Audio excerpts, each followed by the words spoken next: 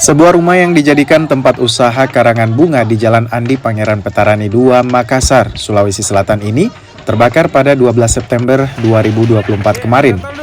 Besarnya kobaran api sempat membuat panik warga di Kelurahan Tamamaung, Kecamatan Panakukang. Pemadam kebakaran yang menerima laporan diterjunkan ke lokasi. 10 unit mobil damkar Kota Makassar dikerahkan untuk memadamkan api. Api baru bisa dipadamkan 1 jam kemudian.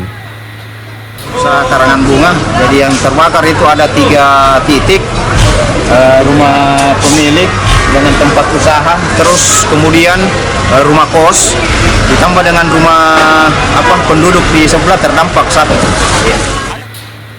Selain menghanguskan rumah, api juga membakar 2 mobil pick-up yang terparkir di depan rumah tersebut. Penyebab kebakaran masih diselidiki pihak kepolisian sektor Panakukang. 1 unit rumah di dalamnya merupakan gudang penyimpanan karangan bunga.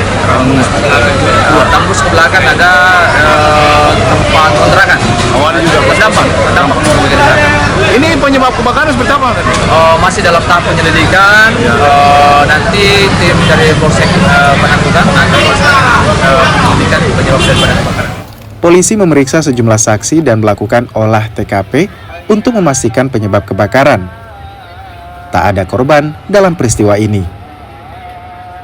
Arif Tirtana, Kompas TV Makassar, Sulawesi Selatan.